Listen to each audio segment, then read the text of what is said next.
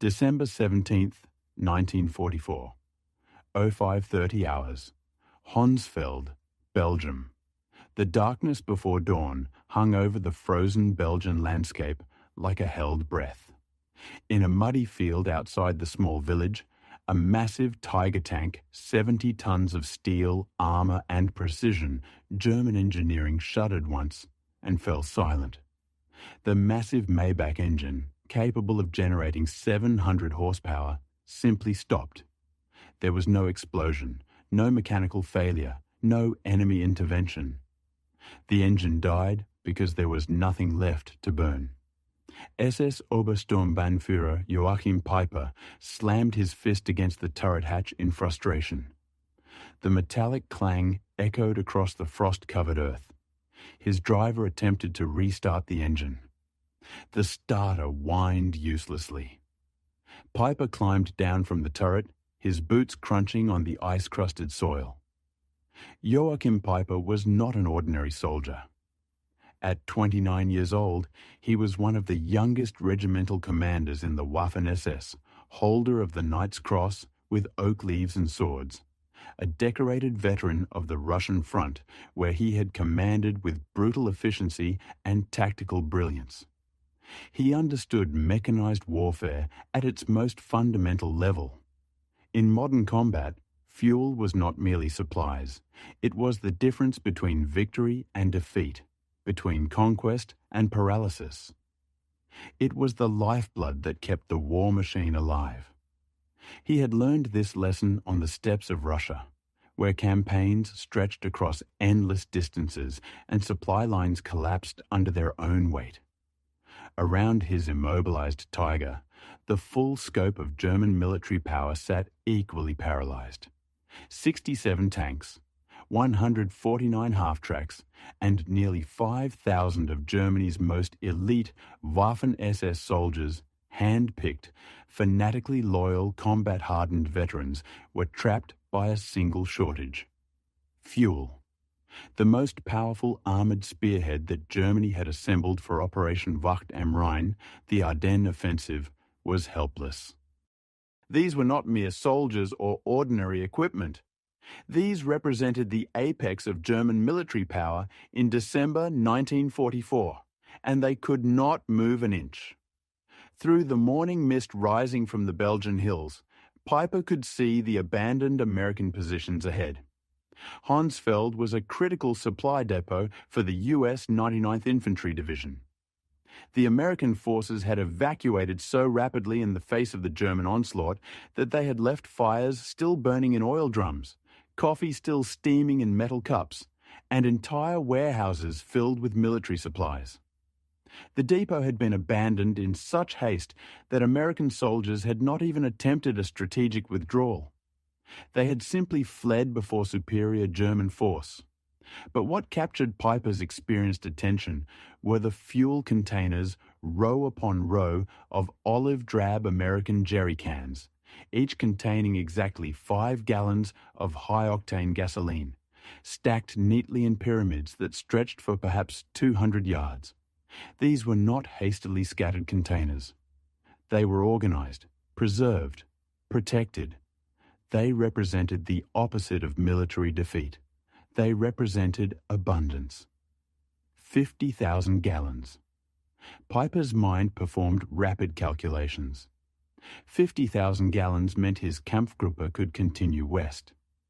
50,000 gallons meant they could break through to the Meuse River and perhaps beyond. 50,000 gallons meant that the impossible gamble ordered by Hitler might actually work. 50,000 gallons meant everything. In that moment, with empty fuel tanks threatening to halt the entire German offensive, 50,000 gallons was equivalent to finding a treasure greater than gold. It was salvation. His men began the frantic work of refueling vehicles. Hoses were connected. Pumps were activated. The air filled with the sharp, clean smell of high-octane gasoline. This fuel was different from German synthetic fuel.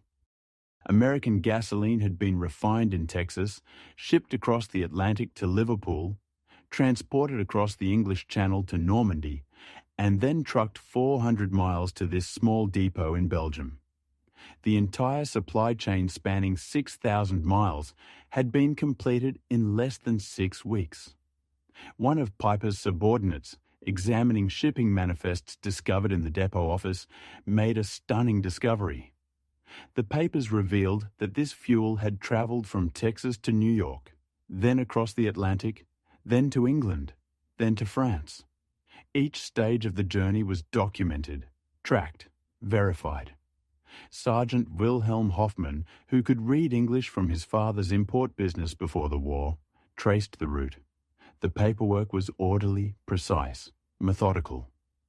American organization reflected in every document. As Hoffmann explained what he had found, Peiper's expression changed. The realization began to form in his mind. This wasn't just a fuel depot. This was a window into something far larger. This was evidence of a supply system operating on a scale that Germany could not comprehend. To understand the magnitude of what Peiper was witnessing, one must first understand the context from which this moment emerged. 6 months earlier, in June 1944, Albert Speer, Hitler's Minister of Armaments and War Production, had delivered a report to the Führer that should have halted all offensive operations immediately. The report was unambiguous. Germany's synthetic fuel production, literally the lifeblood of the Wehrmacht, had been systematically and catastrophically destroyed by sustained Allied bombing campaigns. The bombing campaign against German oil production had begun in earnest in May 1944. Unlike earlier, sporadic bombing campaigns, this was systematic, continuous, and devastating. By July 1944, Allied bombers had attacked every major synthetic fuel plant and had reduced petroleum, oil and lubricants production from an average of 316,000 tons in April to only 107,000 tons in June. By September, production had collapsed to 17,000 tons, a 95% reduction in just 5 months. The specific numbers were catastrophic. The Luna Works, the largest synthetic fuel plant, which had produced 175,000 tons of fuel in April 1944, managed only 5,000 tons by September. The reduction was not linear or gradual. It was precipitous, collapsing month by month as the bombing campaign systematically destroyed production capacity, and repair crews were overwhelmed trying to keep facilities operational. The hydrogenation plants at Perlitz, Blechhammer and Brooks were operating at less than 10% capacity. Aviation gasoline production dropped from 175,000 tons in April to 30,000 tons in July and merely 5,000 tons in September, a 97% reduction. The Luftwaffe was losing its ability to fuel fighter aircraft, forcing a gradual grounding of the Air Force. Germany was losing air superiority, not through inferior pilots or poor tactics, but through the simple mathematics of fuel production that could not meet operational demand. The consequences rippled throughout the entire German war machine. Pilot training had been cut from 250 flight hours to just 60 hours. Newer pilots were increasingly inexperienced, flying against American pilots with thousands of hours of combat experience. The German Navy's surface fleet had effectively ceased operations ships tied to harbours, unable to operate without fuel reserves that were desperately needed for ground forces. U-boats were being fitted with snorkels to conserve diesel fuel by running on batteries for longer periods. On the German home front, private citizens had not seen automobile traffic since 1942. Gasoline was so precious that the Gestapo investigated black market theft of individual litres. Some Gestapo investigators spent more time investigating fuel theft than investigating resistance movements. Desperate farmers were returning to horse-drawn ploughs in the 20th century, abandoning decades of agricultural mechanisation.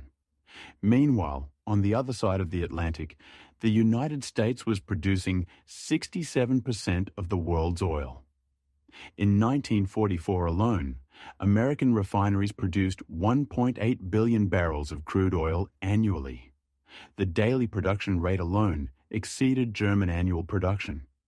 The East Texas oil field by itself produced more petroleum than all of German-occupied Europe combined. American refineries operated at such enormous capacity that oil companies were conducting experiments with new petroleum byproducts simply because they had excess crude available with no immediate use. Standard Oil's facilities hummed around the clock, 7 days per week. American refineries were so productive that they produced enough gasoline in a single week to supply the entire German Wehrmacht for a month. The comparison was not merely numerical, it was apocalyptic in its dimensions. 1944, oil production statistics. United States, 1.8 billion barrels annually, approximately 4.7 million barrels daily. Soviet Union, 110 million barrels annually.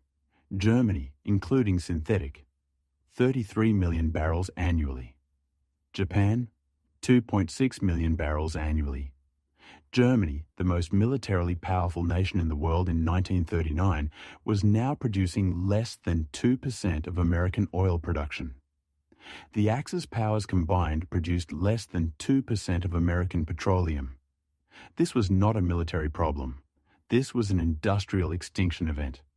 At its peak in early 1944, German synthetic fuel production had reached 124,000 barrels per day from 25 plants. By February 1945, 1 month after the Ardennes offensive, production had ceased entirely. 92% of Germany's aviation gasoline and half its total petroleum during the entire war had come from these synthetic fuel plants. When those plants were destroyed, Germany's war machine faced an existential fuel crisis from which there was no recovery possible. The German High Command understood these statistics perfectly. They were not ignorant of their fuel situation.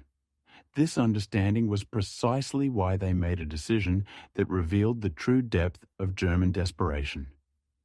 They would wage their final offensive betting the entire gamble on capturing American fuel supplies.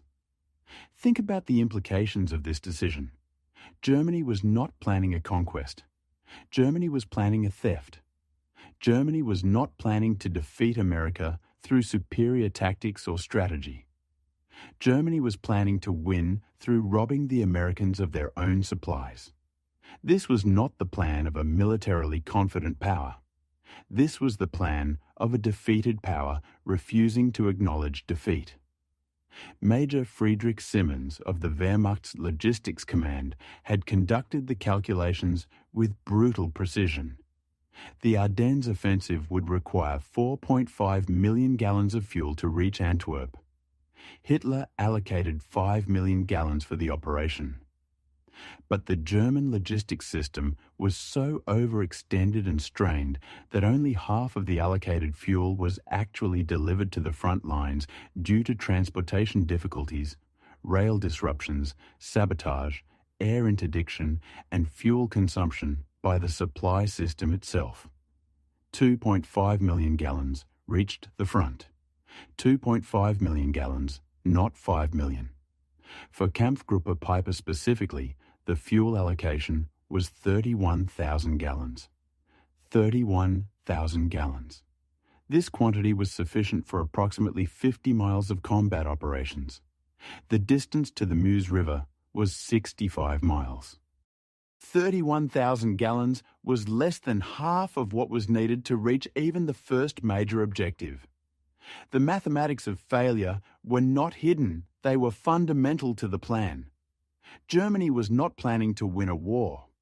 Germany was planning a desperate gamble that depended on stealing enemy supplies to survive.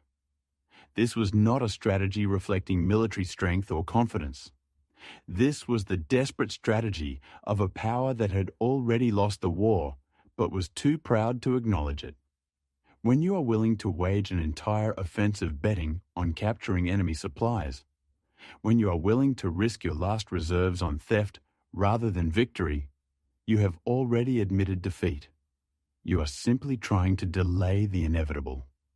The contrast with American fuel management was stark, brutal, and comprehensive.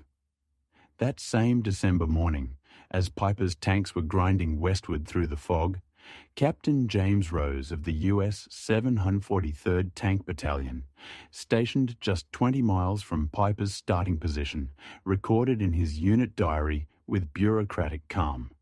Received fuel resupply 8,000 gallons. Third delivery this week. Storage tanks already at capacity. Americans received fuel resupplies 3 times per week. Storage tanks were overflowing. They had so much fuel that they could not find places to store it all.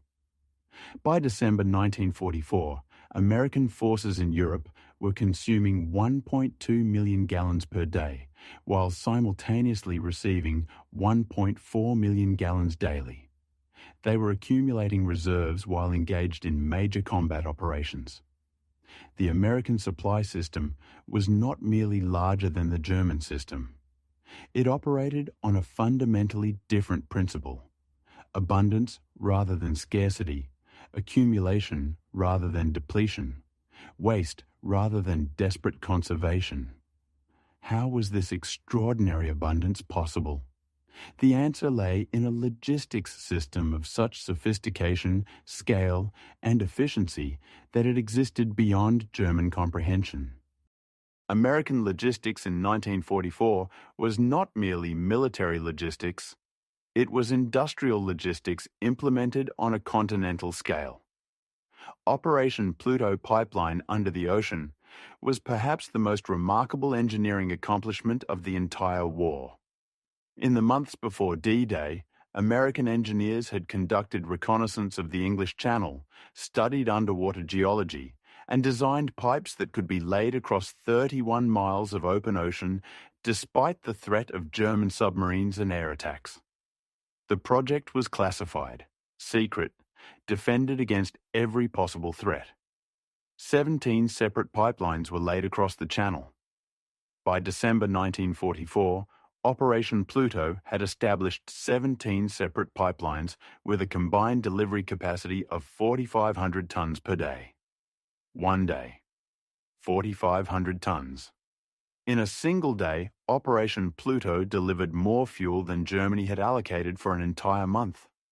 The system ultimately transferred 172 million imperial gallons of gasoline to Allied forces by the end of the war, an amount almost 4 times greater than Germany's entire fuel allocation for the Ardennes offensive. But Operation Pluto was merely the foundation of American fuel logistics. The Red Ball Express represented a parallel system of extraordinary scale and efficiency. The Red Ball Express was named after the red dots commonly used on American railroad schedules to indicate priority express trains. The concept was straightforward but revolutionary. Utilize every available truck to operate round-the-clock supply convoys to the front lines. At its peak, 6,000 trucks operated in continuous rotation, worked by drivers, many of them African-American soldiers working shifts around the clock, sleeping in trucks between runs. During the 82 days of its operation, the Red Ball Express transported 412,000 tons of supplies to 28 different divisions. 412,000 tons. When the system was at peak efficiency, on August 29, 1944, 132 truck companies operating 5,958 vehicles delivered 12,342 tons of supplies in a single day. That's not per week or per month, that's per day. And this was during the height of summer operations, not even the peak demand period. Each truck in the Red Ball burned 40 gallons daily simply to operate the system. The Red Ball Express burned more fuel maintaining itself than German Army Group B received monthly for all operations. The trucks bringing supplies to the front consumed more gasoline than the combat units they were supplying. This is a critical detail. The American supply system was so massive and so fuel-intensive that it consumed resources at rates that seemed incomprehensible to German planners who counted every gallon. By December 1944, the motor transport service employed 230 truck companies operating colour-coded routes. The system was delivering 20,000 tonnes of supplies daily, including 3,000 tonnes of fuel. Colonel James Snyder, Chief Logistics Officer for 1st Army, maintained meticulous records in his log. On December 18th, he recorded, "Fuel receipts yesterday, 1,847,000 gallons. Fuel issued, 1,023,000 gallons. Net gain to reserves, 224,000 gallons." The Americans were gaining fuel reserves while engaged in combat operations.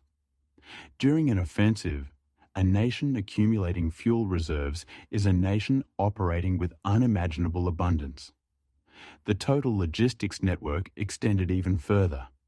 The Cherbourg-Paris pipeline delivered 800,000 gallons daily. The Seine pipeline moved 650,000 gallons per day.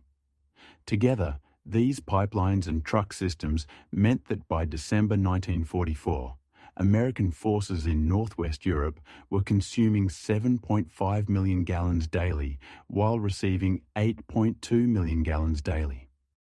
The Allies weren't merely maintaining supplies, they were building reserves during major combat operations.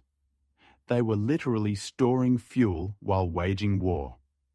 But the full revelation of American power came not from what Americans possessed, but from what they could afford to destroy. On December 17th, as Peiper's lead elements approached Stavelot, the second major American fuel depot in the region, they encountered Captain John Brewster of the 291st Engineer Combat Battalion. Brewster had received warning of the German advance through standard military intelligence channels.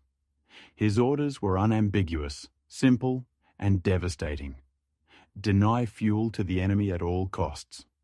The Stavelot depot contained 2,189,000 gallons of gasoline stacked across 15 acres, 2 million gallons, a quantity sufficient to guarantee Peiper's advance to the Meuse River, perhaps even beyond. It represented enough fuel to change the course of the entire offensive. It was a fortune in petroleum, an impossible prize for a German commander watching his tanks grind to a halt from lack of gasoline. But Captain Brewster had already made his decision. American military doctrine, forged through years of warfare, had established a clear principle. Supplies that cannot be kept from the enemy should be destroyed. This was not a new doctrine. It was standard military practice across history. But the scale of what Brewster was about to do was extraordinary. As Peiper's tanks approached through the morning fog, American engineers were already at work. Gasoline trails were poured between the stacks of jerry cans. White phosphorus grenades were distributed among the engineers. Technical Sergeant Paul Solis threw the first grenade. The description from eyewitnesses is almost poetic in its destructiveness. The explosion was immediate and tremendous. A wall of fire shot up perhaps 100 feet high. Within moments, the entire depot was an inferno. The flames reached so high that the smoke column could be seen from dozens of miles away. Black smoke rose 1,000 feet into the sky, a pillar of flame visible across the entire Ardennes region. The fire burned for 3 days, visible every moment, consuming millions of gallons of gasoline. Enough fuel to have powered Peiper's entire division to Antwerp, and back burning, wasted, destroyed deliberately rather than captured. One German officer, standing on a tank turret, watching the flames consume millions of gallons of gasoline, said nothing for perhaps 5 minutes.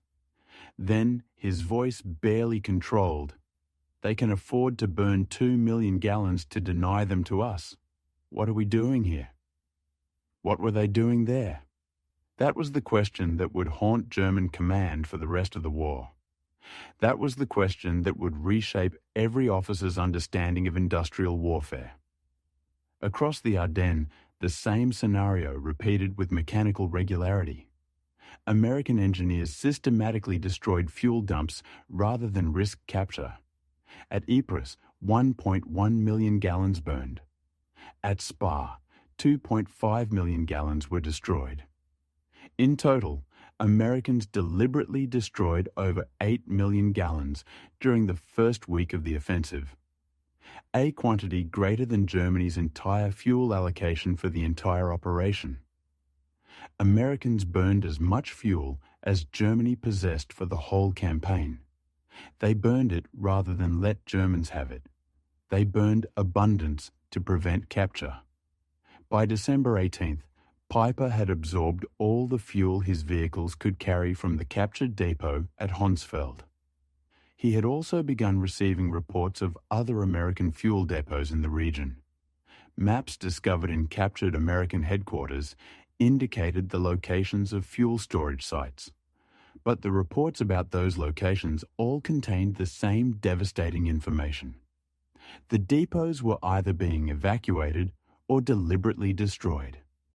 The Americans were systematically destroying fuel rather than allowing it to fall into German hands. By December 19th, the fuel crisis had become critical. Peiper's advance, which had seemed possible on the morning of the 17th, had become increasingly improbable. Tanks were being abandoned with empty fuel tanks rather than from battle damage. Peiper consolidated his remaining fuel, perhaps 8,000 gallons, enough for one engagement or retreat, but not both. His men were beginning to understand the mathematics. They had fuel for maybe 20 kilometers. The Meuse was 30 kilometers away. The distance was impossible. Meanwhile, on the American side, Allied planners were preparing for January operations with supreme confidence.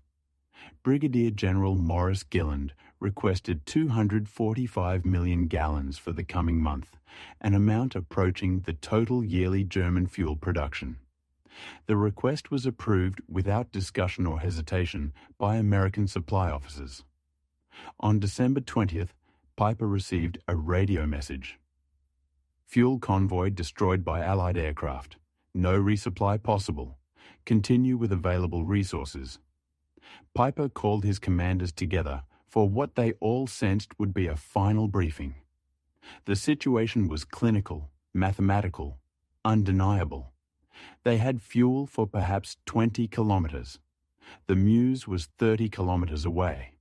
They could not reach the Meuse. The gamble had failed. The offensive was over. They could only attempt to retreat if the Americans allowed them to retreat. According to testimony from Holm Hans Gruller, one of Peiper's officers, Peiper addressed his commanders. "Gentlemen, we have discovered we are fighting an enemy who burns more fuel to deny it to us than we received for this entire operation. What we captured at Honsfeld, which seemed miraculous, was nothing to them. We cannot win. This is not a military problem. This is an industrial catastrophe." This realization was spreading throughout German command like a wave of despair. On December 26th, Field Marshal Walter Model received reports on captured American supplies. His chief of staff recorded Model's reaction in his war diary. The Field Marshal read the quantities twice, and then a third time, as if reading them again would change the numbers. 50,000 gallons at Honsfeld. 2 million gallons burned at Stavelot. 8 million gallons destroyed rather than captured. Meanwhile, Americans receiving 1.4 million gallons daily. After absorbing these numbers, which represented the quantification of German defeat, Model said, "We are not fighting the same war." He was correct. This was not a war of tanks against tanks, or soldiers against soldiers.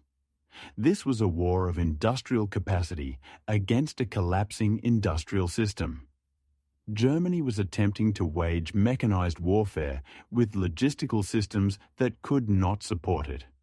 The Wehrmacht was trying to operate with 19th century supply lines while facing a 21st century American industrial machine.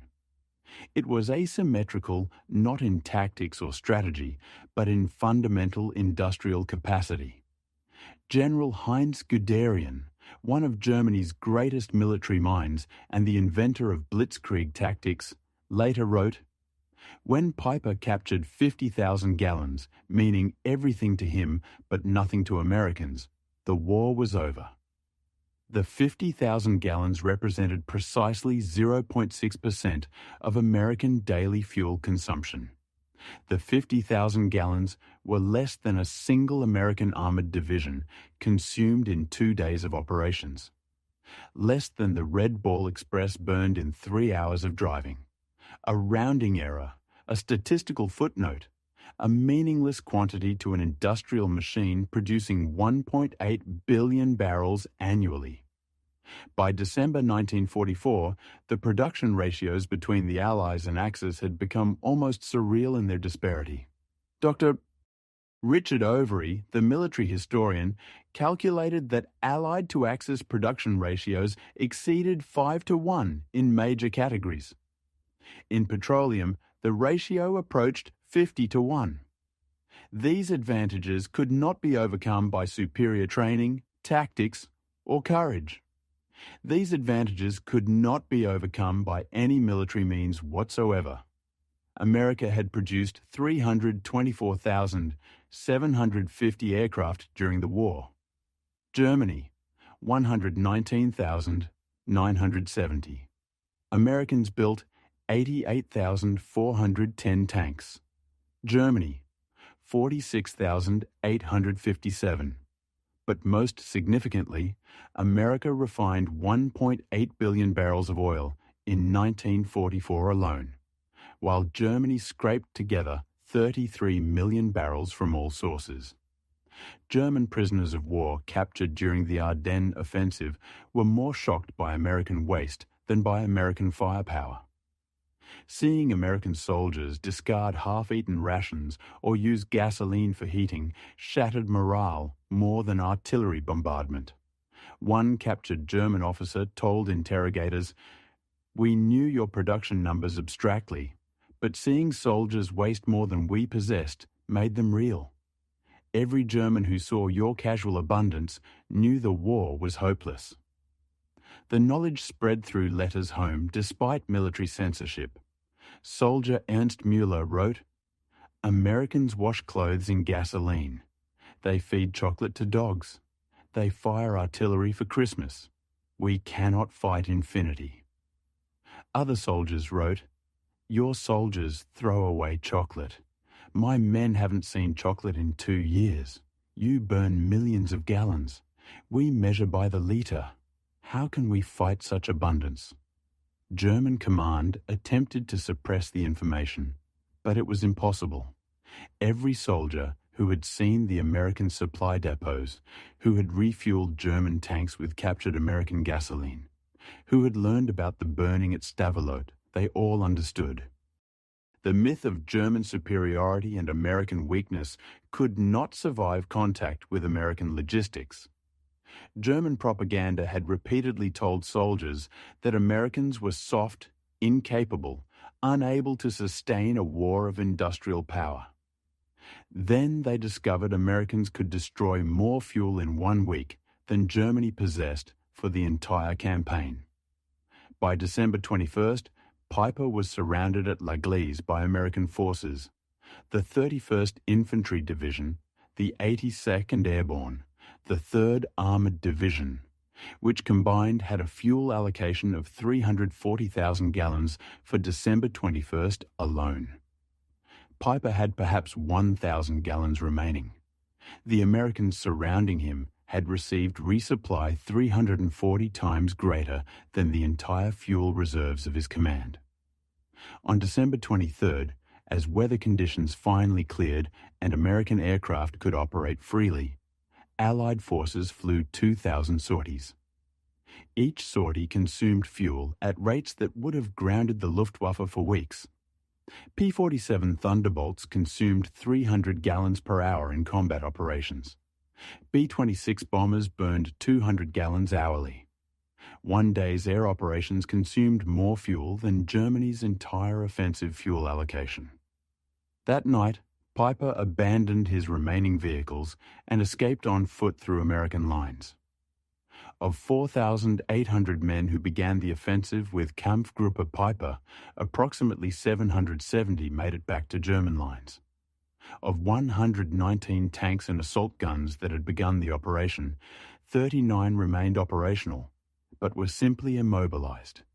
These 39 perfectly functioning tanks were destroyed with remaining ammunition rather than surrendered. Millions of Reichsmarks worth of equipment destroyed by empty fuel tanks. In a museum in La Glaise, Belgium, a Tiger tank sits perfectly preserved. The fuel gauge reads empty. This is not a symbolic display. This is the actual tank Peiper abandoned on December 23, 1944. Visitors ask why such powerful tanks were abandoned. The answer remains singular and tragic: no fuel. When Joachim Peiper stood among the captured jerry cans at Honsfeld on that December morning in 1944, he glimpsed a truth that no amount of tactical brilliance or military courage could overcome. Germany wasn't fighting a war. Germany was participating in its own execution, measured in gallons of petroleum that flowed endlessly from American oil fields, American refineries, American logistics systems that stretched across oceans. The Ardennes offensive failed not because of inadequate courage, poor training, or inferior tactics. It failed because mathematics, history, and industrial capacity had already voted. Germany had already lost. It took 50,000 gallons of captured American fuel for one man to finally see it clearly. In 1967, 3 years before his assassination, Peiper told historian Henry Lehman, "Finding that depot was the worst thing. If we'd run out earlier, we might have retreated with dignity. Instead, we discovered Americans had oceans while we had drops. We discovered impossibility." The lesson of Peiper's discovery extended far beyond World War II. In industrial warfare, logistics supersedes tactics. Production overwhelms courage. Abundance defeats dedication. The most brilliant general cannot overcome a 50-to-1 production disadvantage in fuel. The most experienced soldier cannot survive without fuel for his tank. The most fanatical ideology cannot sustain a war machine without petroleum. 50,000 gallons of captured American fuel. Nothing to America. Everything to Germany. That disparity, captured in a single statistic, represented the fundamental reality of World War II. It represented the future of modern warfare. It represented why Germany lost, why the Allies won, and why industrial capacity in the end determines the victor.